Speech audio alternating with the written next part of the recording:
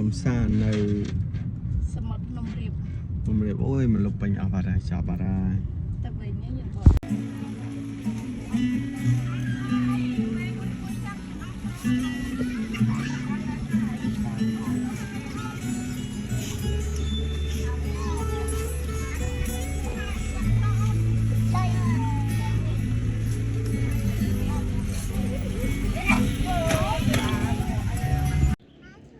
នេះមើលបងប្អូនមើលស្អីគេនេះធម្មជាតិ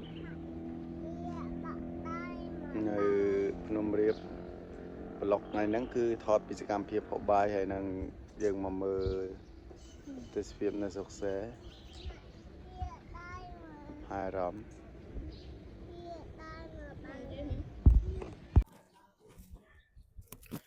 សួស្តីអ្នកទាំងអស់គ្នាអញ្ចឹងតនៅវីដេអូនីមួយៗដែលខ្ញុំបានបង្ហាញពុកម៉ែបងប្អូនអំពីស្ថានភាពរបស់គេហៅថាប្រាសាទភ្នំរាបនិងវត្តភ្នំរាបឲ្យពុកម៉ែតាមដានមើលណាជួយធ្វើការ Subscribe Like និង Share Channel ខ្ញុំផងហើយខ្ញុំនឹងព្យាយាមផ្ដិតយកនៅរូបភាពផ្សេងទៀតតាក់ទងជាមួយនឹងប្រាសាទផ្ទាល់តែម្ដងណាអូថ្ងៃក្តៅតែម្ដងអូខេអរគុណច្រើន